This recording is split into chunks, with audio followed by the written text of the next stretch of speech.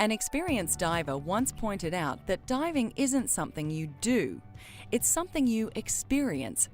There's something to that when you consider that underwater, seeing, hearing, moving and breathing differ from what you're used to on land.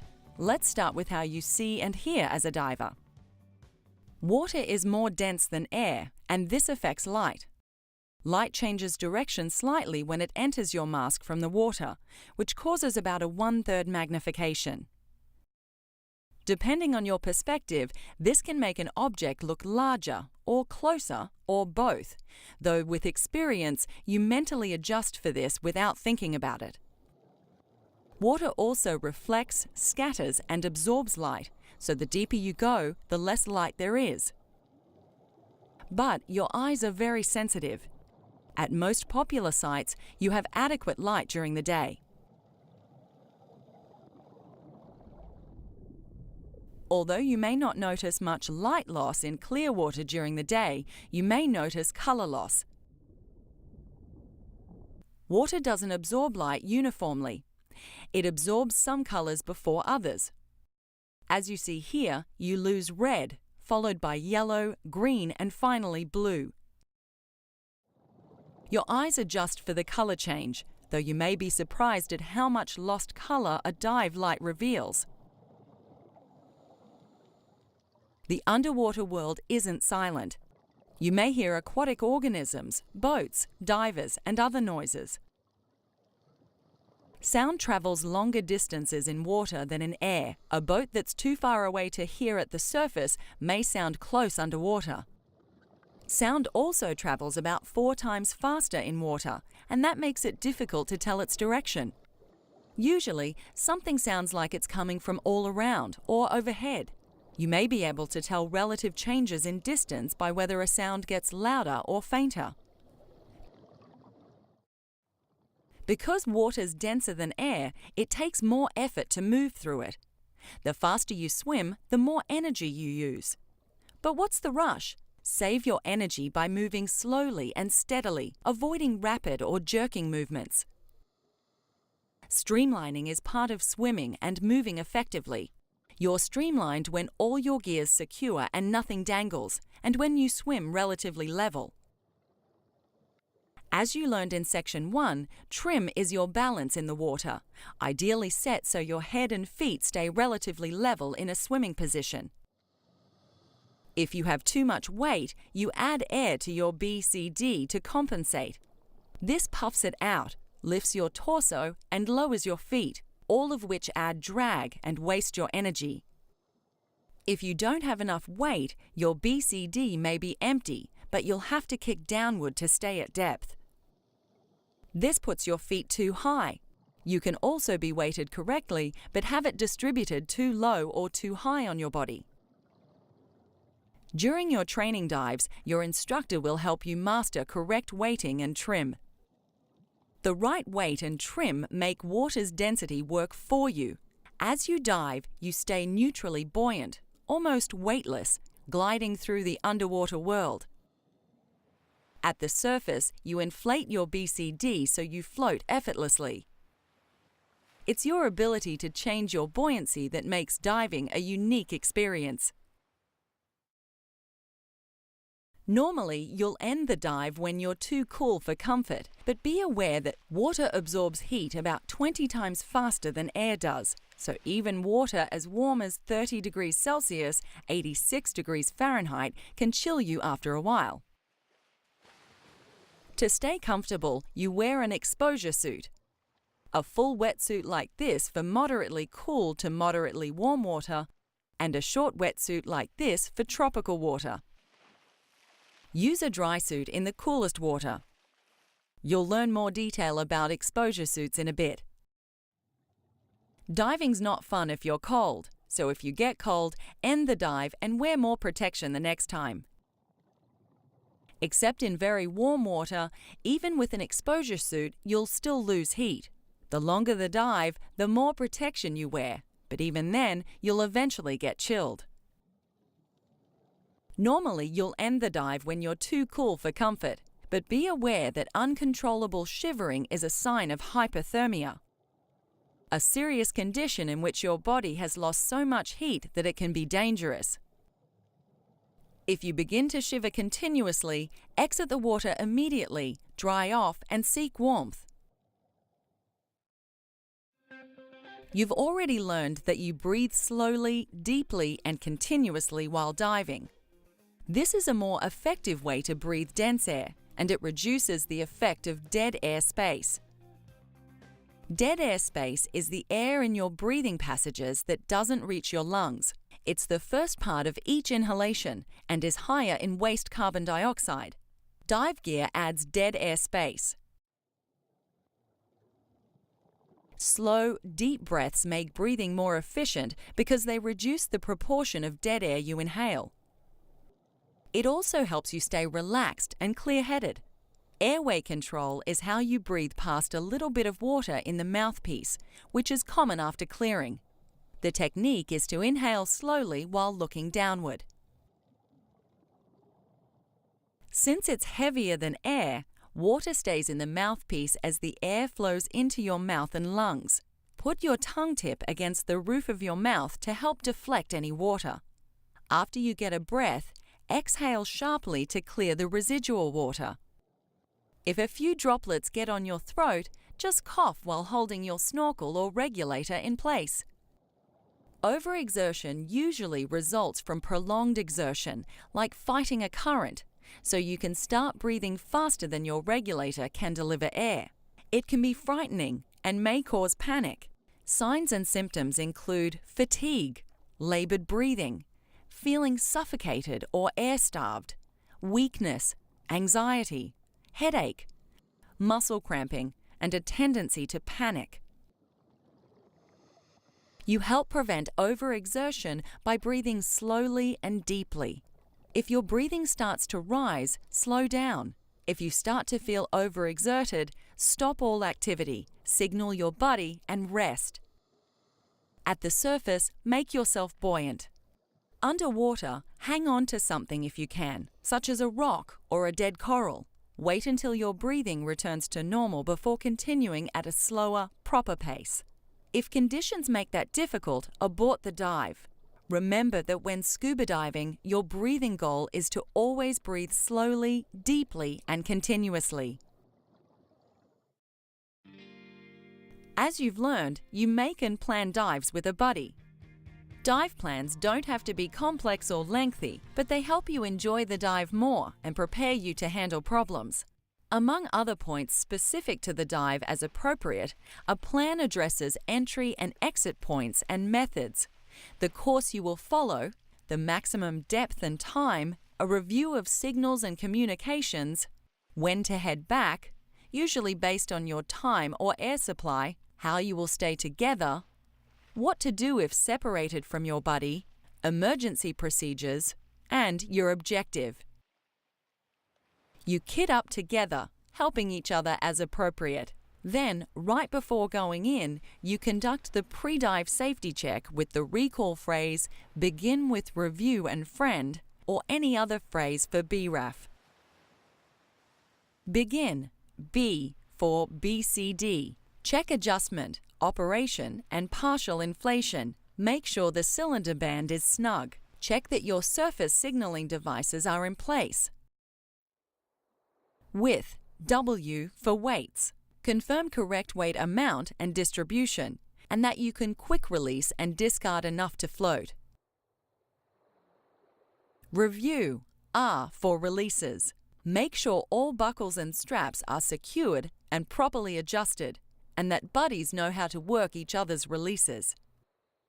And A for air. Test breathe your regulator and alternate air source. Check your SPG to be sure you have enough air for the dive, plus a reserve. Buddies make sure they know where to find each other's alternate air sources. Friend, F for final check. Look each other over for loose straps, trapped hoses, anything out of sorts. Make the pre-dive safety check a habit. It only takes a moment, yet may help prevent close calls and accidents. During the dive, stay with your buddy or buddies. Remember that in clear water, you can be too far apart and yet still see each other. Know what you'll do if you get separated. The general procedure is to look for no more than a minute, then reunite on the surface if you haven't found each other. But in some circumstances, you may need to plan something different. When you have a 3-person team, you follow these procedures if any one buddy gets separated, even though 2 of you are still together. The buddy system works well when divers plan their dives together, pre-dive check together, stay together, and manage their air together. Remember, it's your responsibility to stay with your buddy or buddies. No one can do it for you. Managing your air supply is one of the most important dive skills. You've already learned about using your SPG. Now let's look at how you and your buddies manage your supplies together. People use air at different rates, so one buddy will always use air fastest. Throughout the dive, you and your buddies share air supply information because you turn the dive and head back based on the diver who reaches your planned turn pressure, the pressure at which you head back, first. Suppose you and a buddy dive from a boat with similar cylinders, full at 200 bar or 3000 psi. You agree on a 50 bar or 500 psi reserve. You also agree on 20 bar or 300 psi to cover your ascent and safety stop. Put that with your reserve to get the pressure at which you should be starting your ascent. In this case, you want to start ascending the boat mooring line with at least 70 bar or 800 psi remaining. Take 70 bar or 800 psi from your starting pressure, and that means you have 130 bar or 2200 psi for the dive itself, and you agree to head out until one of you has used half of this, 65 bar or 1100 psi. Then you'll head back using the other half. So, to find your turn pressure, the SPG pressure at which you turn around and head back, subtract 65 bar or 1100 psi from your starting pressure. In this case, your turn pressure is 135 bar or 1900 psi. This gets you back to the mooring line and back on the surface with your reserve. When you plan conservatively, it's common to reach your ascent point with more air than planned. If so, you can often continue the dive in the immediate area, then surface when you reach your ascent pressure. With conservative planning, unexpected delays will still usually let you reach your ascent point within your air supply limits. But if not, ascend as planned where you are and swim the rest of the way on the surface. Do not risk running out of air underwater.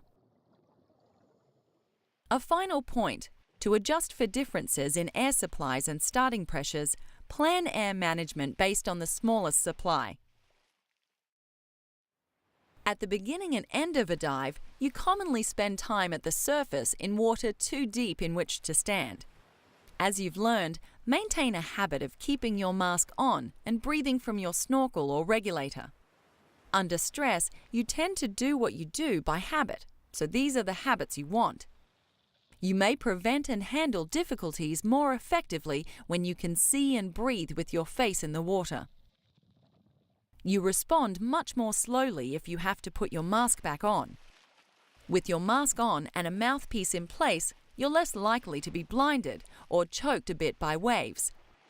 And you're less likely to lose a mask that's on your face. Talk as necessary, but put your mouthpiece back in your mouth afterwards. If you're at the surface more than a few moments at the start of a dive, use your snorkel to save your air for the dive. At the end of a dive with a low cylinder, you may need your snorkel to breathe with your face in the water while swimming or in choppy conditions. When you have to get in the water some distance from where you want to dive, it's common to save air by using your snorkel on the surface to get there. You may snorkel as you look for your descent point from the surface. If you surface away from your exit point due to low air, you may have no choice but to make a surface swim. For short swims, or so you can see underwater, swim face down. But for long swims, it's less tiring on your back because the water supports the cylinder weight, though it's a little harder to navigate and watch where you're going. Maintain the buddy system. Communicate and stay together. Generally, it works well to swim side by side, like this. When you're ready to descend, you follow 5 steps. First, confirm your buddy is ready to descend. Then second, orient yourselves to something at the surface or underwater. Third, switch to your regulator.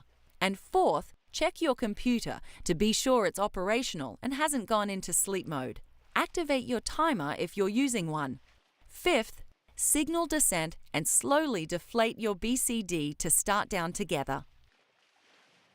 As you start down, begin equalizing immediately and equalize frequently, every meter or few feet, as you learned previously. Descend with your head above your feet, like this, to help your orientation and equalization.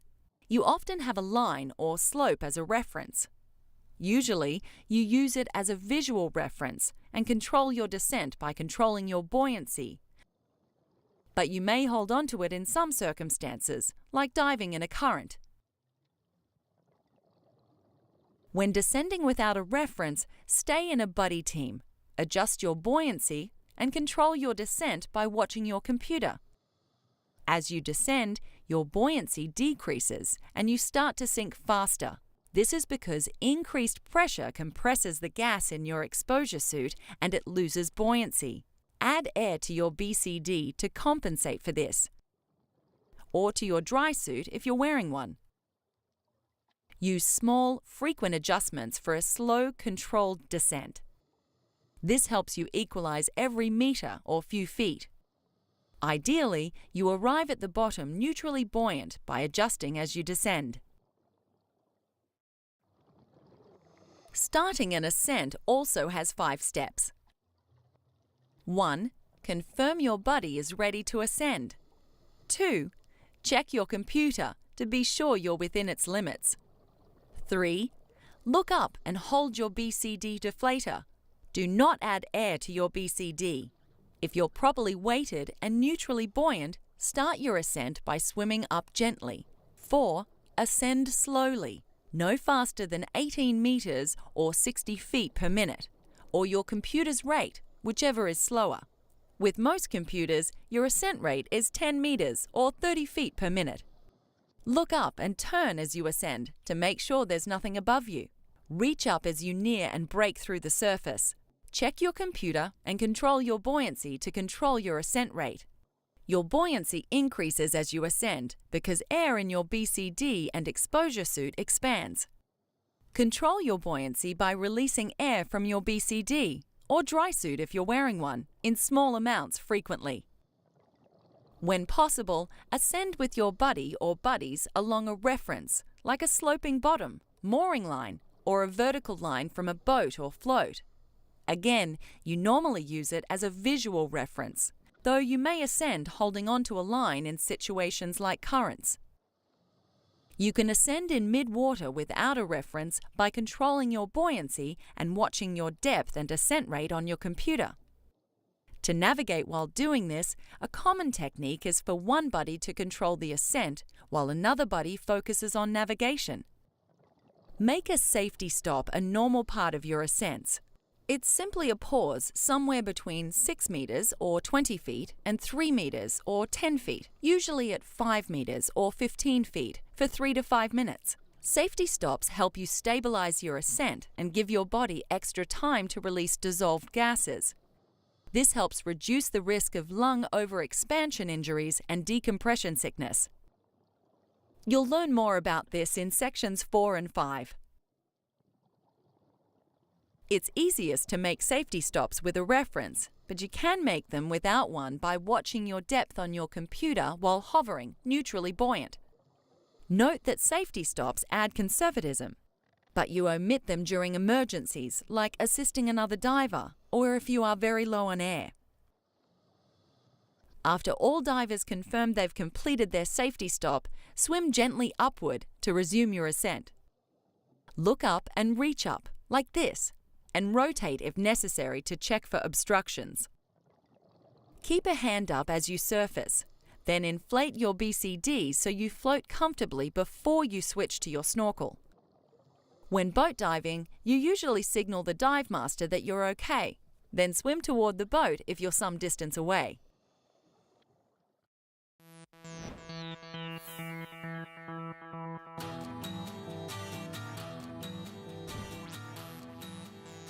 You wear exposure suits for warmth and to provide some protection from accidental stings, scrapes, and cuts. The three primary types are wetsuits, dry suits, and skin suits, which are sometimes called bodysuits. You use wetsuits in water as cold as 10 degrees Celsius or 50 degrees Fahrenheit to 30 degrees Celsius or 86 degrees Fahrenheit. They're made of foam neoprene. Water seeps into the suit and gets trapped, which is why they're called wetsuits. Afterward, your body heats the water, and the neoprene slows further heat loss significantly.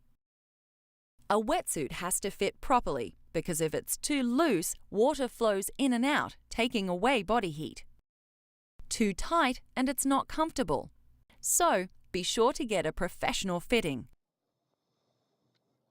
Dry suits cover most or all of your body, and you use them in water cooler than 18 degrees Celsius or 65 degrees Fahrenheit, but also for very long dives in warmer water. As the name says, the suit keeps you dry. An undergarment and an air layer, and sometimes the suit itself, insulate you. Because a dry suit is an airspace, you equalize it and adjust it for buoyancy control when you change depths. You learn to do this in the PADI Dry Suit Diver course, and your instructor will familiarize you with dry suit operation if you use one in this course. Dry suits don't fit snugly, but size, fit, and options are still important. Skin suits provide some sting, cut, scrape, and sunburn protection, but little or no insulation. You wear them by themselves in very warm water, or under a partial wetsuit in moderately warm water. Many divers wear skin suits to help them put on wetsuits. Exposure suits come in different styles, and you can choose from different accessories and options. Wet and dry suits insulate you so effectively that overheating can be an issue when it's hot out. Avoid this by setting up your kit before putting on your suit, and put the suit on at the last possible moment. Stay in the shade if possible. Limit activity as much as you can, especially when you have to be in the sun. Pull back a hood and unzip the jacket for as long as possible. If you do start to overheat, stop and cool off, even if it holds up the dive a few minutes. You carry a cutting tool for safety, such as to deal with entanglement, and for convenience, such as to remove litter from a dive site. You can choose from 4 basic types, though some areas regulate the types and sizes of cutting devices.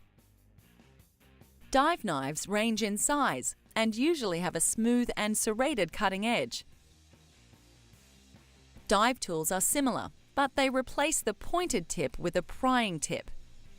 Shears are especially suited to cutting line and net. And Z-knives are bladed hooks specifically for cutting fishing net or line. You usually carry a Z-knife in addition to a regular knife or tool. You mount cutting tools in different places based on what you like, as shown. Wear at least one someplace you can reach it with either hand, so it's accessible even if you have an arm a bit tangled in something. You need a dive gear bag to carry all your equipment, except weights, cylinders, and dry suits. They're designed specifically for diving so that salt water won't ruin zippers, so the material won't rot, and so they can withstand the stresses carrying it. You can choose from many styles, options, and colors, which are mainly personal preference. The main thing to pay attention to is size. Select a bag that is slightly larger than what you think you will need, because your kit tends to grow as you gain experience. As a diver, there are 3 primary instruments you use: your SPG, dive computer, and compass.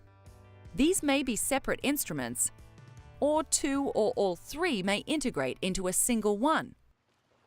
You're already familiar with SPGs. Dive computers track your depth, time, and give you time limits. You'll learn about these in sections 4 and 5. Your compass gives directional information so you can find your way.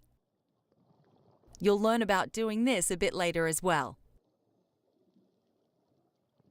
Besides these, there are optional instruments. Before dive computers, divers use depth gauges and watches for use with dive tables. You will need these if you use the RDP table or ERDPML instead of a computer. Dive watches are popular lifestyle accessories, the badge of a diver, if you will. Many divers who have computers also have dive watches for that reason, as well as having another way to time their dives. Thermometers help you learn how much exposure protection to use. Although you can get a separate thermometer, your SPG or dive computer may already have one. Dive instruments are robust, but shield them from impact and don't drop them. Keep them out of prolonged exposure to direct sunlight and high heat. Other than rinsing instruments, the primary special care is changing the batteries as directed by the manufacturer. See the manufacturer literature for any additional requirements.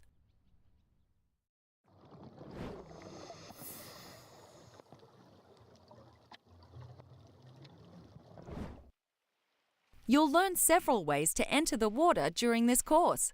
Depending upon your physical characteristics, one you may learn is the giant stride, which is popular when diving from large dive boats or from docks onto deep water. After your pre-dive safety check, with your buddy, go to the water entry area. To avoid walking with fins on, put on your fins there if you can. You can stabilize each other or hang on to something stable. Partially inflate your BCD. Check that the entry area is clear and confirm that your buddy's ready. Breathe from your regulator and hold it and your mask like this, so they don't get bumped out of place when you splash. You can hold your instruments and accessories with the other hand. However, some divers prefer to put it on the back of their head. Look straight ahead and take a big step into the water. Keep holding your mask and regulator until you're stable on the surface. Turn to the boat or dock, poolside in this case. Signal that you're okay and clear the area for your buddy. Boat diving, you typically wait on a line trailing from near the ladder or the stern if there's a bit of a current. You use a weight check at the surface to determine proper weighting. Starting with your estimated weight, breathe from your regulator and deflate your BCD completely. Holding a normal breath, you should float at eye level. And when you exhale, you should sink slowly. If not, add or remove weight until you do. Once you're there, if you're wearing a full cylinder, add about 2 kilograms or 5 pounds. This is because the air in your cylinder has weight, and you get lighter as you use it up. The 2 kilograms or 5 pounds offsets this weight change. Sometimes a BCD band is too loose and the cylinder starts to slip. If this happens before getting into the water, it's usually simplest to take the scuba kit off and readjust it. If a cylinder comes loose during the dive, it's not usually an emergency because it will stay with the diver. Find some sand or other insensitive bottom and have her turn face down, like this. Loosen the band enough to replace the cylinder. Then tighten and lock it. If it comes loose at the surface, you may be able to re-secure it by having the diver hold on to something while breathing from her snorkel or regulator. It's usually easiest if the diver has no more air in the BCD than necessary to float. If a cylinder slips loose while exiting the water, it is often easiest to ease back into the water, slip the kit off, and then lift it from the water like this. You'll practice taking your gear off in the water at the surface so you can do this. When your snorkel's out of your mouth at the surface, it fills with water. To clear it so you can breathe, blow forcefully like this to blast the water out. You'll hear this called the blast method. After clearing, inhale cautiously and use airway control to breathe past any residual water and blast again to get rid of it. Practice this with your face in the water, which is how you do it when you're keeping an eye on something below, or when in choppy waves that, for practical purposes, mean that your face is always in the water. You switch from your snorkel to your regulator, and your regulator to your snorkel on almost every dive. Again, practice this with your face in the water. Starting with your snorkel, take a breath, then exchange it for your regulator. Clear your regulator. After a few breaths, take a breath, go back to your snorkel, clear it, and breathe. Repeat this exchange until you can do it effortlessly. During Confined Water Dive 2, you'll begin developing your neutral buoyancy skills. One popular technique for starting out is the fin pivot.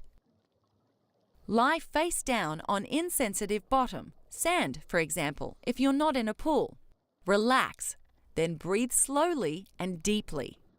If you're approximately neutrally buoyant, you should pivot up on your fin tips as you inhale and down as you exhale. If you don't, add a small burst to your BCD and try again. Make small changes. Adding a lot of air risks a rapid ascent. Be patient. When you pivot up and down as you breathe, like this, you're about neutral. Once you know how to do this, start using neutral buoyancy as your normal state while diving. For example, if you need to clear your mask, instead of kneeling, clear it in mid-water or with just light fin tip contact, in a more horizontal position, like this. Although the fin pivot is popular, your instructor may have you use a different technique.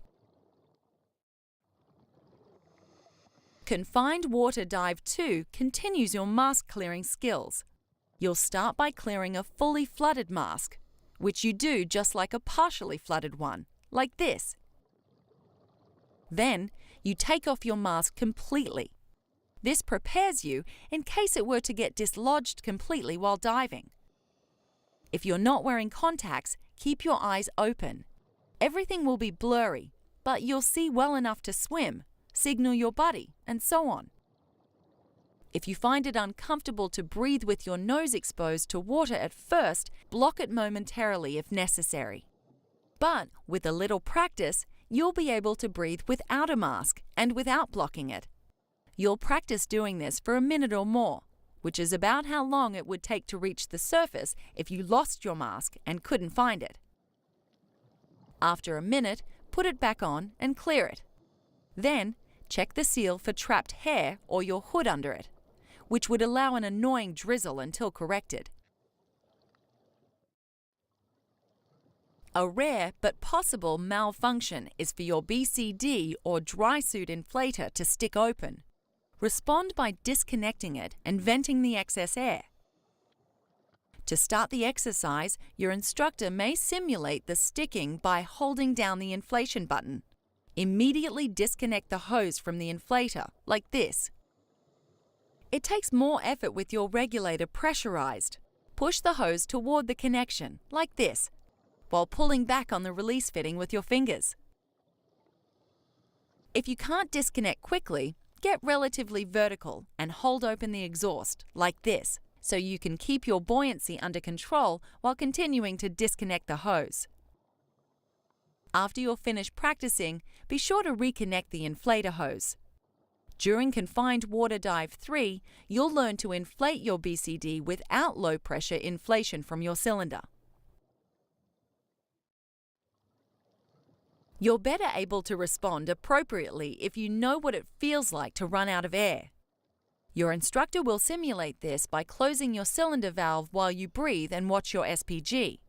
Note that the pressure drops with each breath, and you'll feel breathing become noticeably difficult. When you can't get a breath, signal out of air, and your instructor will reopen your valve. You'll see your SPG return to its previous reading, and you can resume breathing. Good divers know their approximate remaining air at all times. To help you develop this ability, at times your instructor will, without prior notice, ask you to signal your air pressure without rechecking your SPG, after which you'll check together. If you're managing your air supply and monitoring your SPG as you should be within 20 bar or 300 psi. One of the exits you may learn is the ladder exit. This is a common technique when diving from larger boats. Surface near but not too close to the ladder area. If there's another diver ahead of you, don't get right under her. The diver could fall back in, or her cylinder could slip loose. If there's a current, you usually have a line to hang on to until it's your turn. When it is, approach the ladder and grab it firmly. Keep your mask on so you can see above and below the surface, and switch back to your regulator so you can breathe if you were to fall back in. Then, while keeping contact with the ladder, hand up any accessories, then remove and hand up your fins. Some divers slip adjustable fins onto their wrists, like this, so they have them to swim with if they lose their grip and get pushed away by the current. Breathe from your regulator until you're all the way aboard, and immediately take a seat and have a buddy help you get your gear off. Depending upon the boat, the ladder, surface conditions, and your physical characteristics, you may hand up your weights or your entire scuba kit before climbing the ladder.